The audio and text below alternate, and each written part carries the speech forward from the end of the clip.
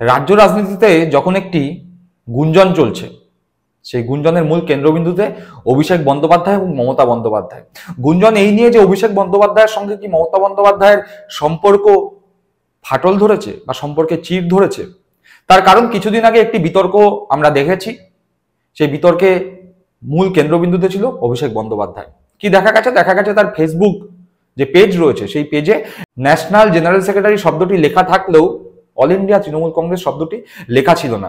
এই নিয়ে বিরোধীরা অনেকেই প্রশ্ন তোলেন এবং বলেন যে অভিষেকের সঙ্গে তৃণমূল কংগ্রেসের দূরত্ব তৈরি হচ্ছে। যদিও অভিষেক বন্দ্যোপাধ্যায়ের পক্ষ থেকে ফেসবুক কর্তৃপক্ষের কাছে মেল করে এর কি কারণে এই জিনিস করা হলো তার জবাবদিহি চাওয়া হয়েছে, আইনি নোটিশ পাঠানো হয়েছে। এছাড়া বিভিন্ন বিষয়ে বিরোধী দল যেমন বিজেপি বা সিপিএম এর পক্ষ থেকে প্রশ্ন তোলা হয়েছে যে মমতা বন্দ্যোপাধ্যায়ের সঙ্গে বা তৃণমূল কংগ্রেসের সঙ্গে অভিষেক বন্দ্যোপাধ্যায় তথা অভিষেক বন্দ্যোপাধ্যায়ের লবির দূরত্ব তৈরি হচ্ছে, তৃণমূল কংগ্রেসে সিনিয়র জুনিয়র বিভেদ স্পষ্ট হচ্ছে। এই পরিস্থিতিতে দাঁড়িয়েই অভিষেক বন্দ্যোপাধ্যায় বার্তা দিয়েছেন বিজেপির রাজ্য সভাপতি, কেন্দ্রীয় মন্ত্রী, সাংসদ সুকান্ত মজুমদারকে। তিনি সরাসরি সেই বার্তা দিয়েছেন, কোন রকম রাগ ঢাক করেননি। অভিষেক বন্দ্যোপাধ্যায় এইরকম একটি পরিস্থিতিতে সুকান্ত মজুমদারকে কি বার্তা পাঠালেন, সেই নিয়েই আজকে আমাদের পর্ব। আপনারা দেখছেন বঙ্গচক্ষু ইউটিউব চ্যানেল, আমি প্রতিবেদক সায়ন্তন চক্রবর্তী। যারা প্রথমবারের জন্য এই চ্যানেল দেখছেন তাদের কাছে অনুরোধ, চ্যানেলটি সাবস্ক্রাইব করে পাশে থাকা বেল বাটনটি প্রেস করে দেবেন।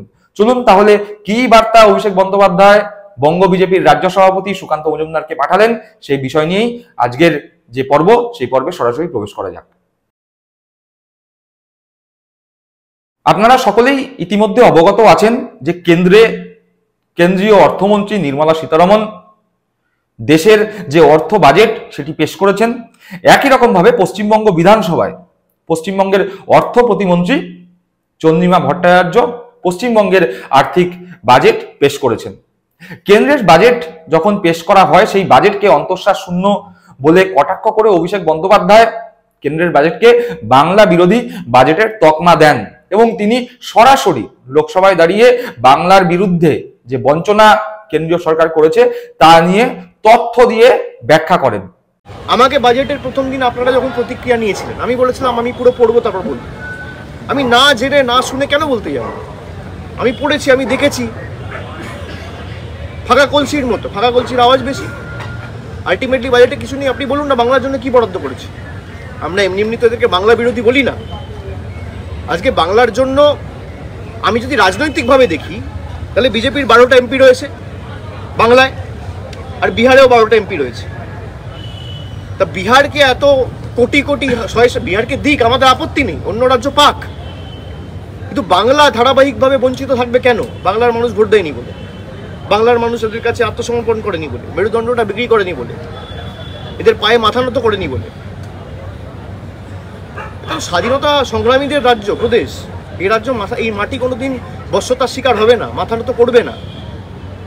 বিজেপিকে অতীতেও শিক্ষা দিয়েছে, বর্তমানেও দিচ্ছে এবং আগামী দিনেও ব্যতিক্রম হবে না, ভবিষ্যতেও দেবে। এই যে অভিষেক বন্দ্যোপাধ্যায় কেন্দ্রের যে বাজেটকে তুলোধনা করলেন এবং বাংলা বিরোধী বাজেট বলে ব্যাখ্যা করলেন, তাতে বিজেপির, বিশেষ করে বঙ্গ বিজেপির নেতাদের বেশ গোসা হয়েছিল। সেই জায়গায় দাঁড়িয়ে তারা মুখিয়েছিলেন যে পশ্চিমবঙ্গের বিধানসভায় পশ্চিমবঙ্গের অর্থ প্রতিমন্ত্রী চন্দ্রিমা ভট্টাচার্য কখন বাজেট পেশ করে তার অপেক্ষায় তারা ছিলেন। পশ্চিমবঙ্গের অর্থ প্রতিমন্ত্রী চন্দ্রিমা ভট্টাচার্য পশ্চিমবঙ্গের বিধানসভায় পশ্চিমবঙ্গের আর্থিক বাজেট পেশ করেন। সেই বাজেটে যেরকম কৃষকদের সাহায্যের কথা রয়েছে, সেই বাজেটে পশ্চিমবঙ্গের বিভিন্ন প্রকল্প অর্থাৎ 94টি প্রকল্পের কিভাবে আরো নতুন ভাবে সাধারণ মানুষের কাছে পৌঁছানো যায় তার দিশা রয়েছে। বিভিন্ন পথ অর্থাৎ পথশ্রী প্রকল্পের মাধ্যমে পশ্চিমবঙ্গের যোগাযোগ ব্যবস্থা কিভাবে উন্নত করা যায় তার কথা রয়েছে। কৃষকদের ঋণ কিভাবে দেওয়া যায় সেই কথা রয়েছে।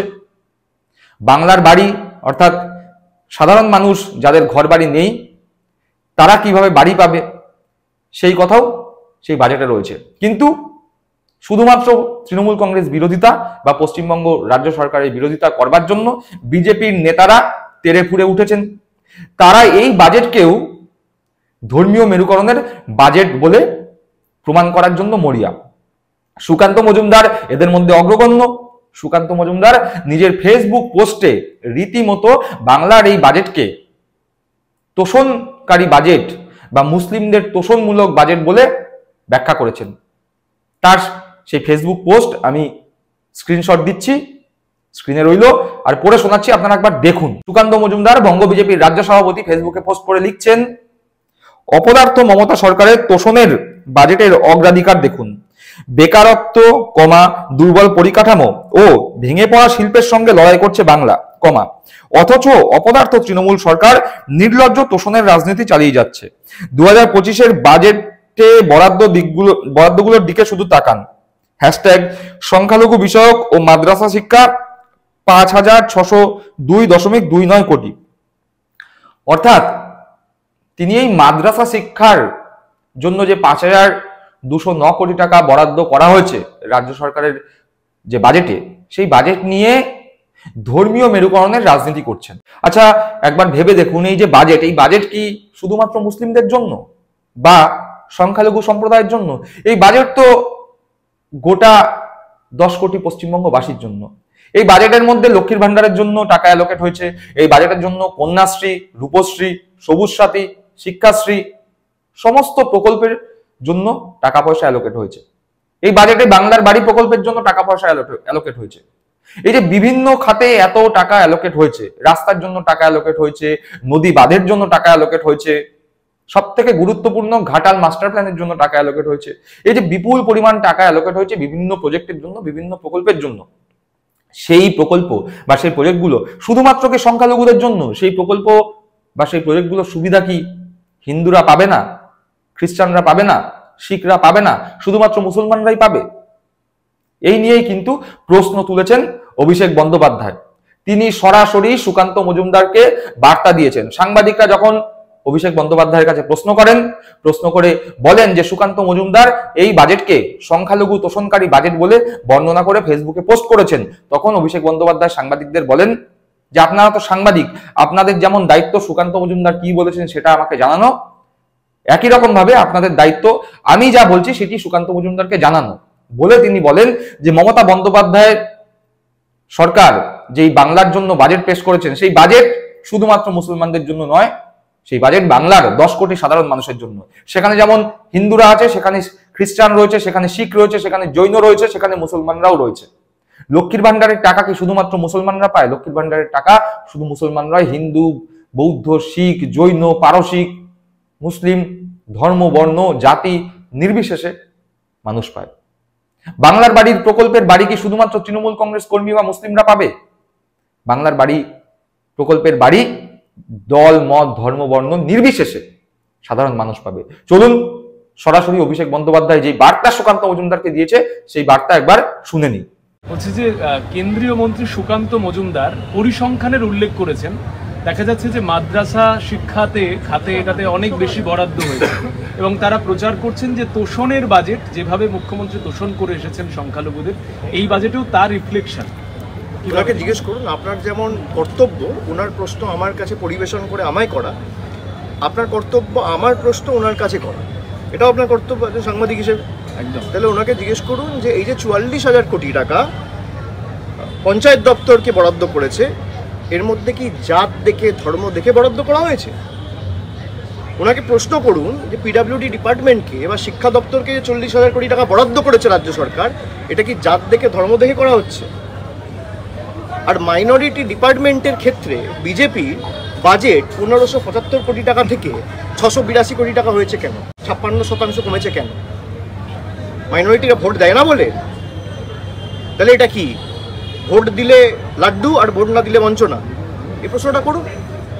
আমি তো ডেটা সোর্স লোকসভায় জমা দিয়েছি, তাকে এই প্রশ্নটা করুন যে রাজ্য সরকার শিক্ষা দপ্তরে 44,000 কোটি টাকা দিচ্ছে, পঞ্চায়েত দপ্তরে 40,000 কোটি টাকার উপর দিচ্ছে, পিডাব্লিউডিকে 6,000 কোটি টাকা দিচ্ছে, যারা লক্ষ্মীর ভাণ্ডার পাচ্ছে, যারা কন্যাশ্রী পাচ্ছে, যারা শিক্ষাশ্রী পাচ্ছে, জাতি, দল, ধর্ম দেখে দেওয়া হয়?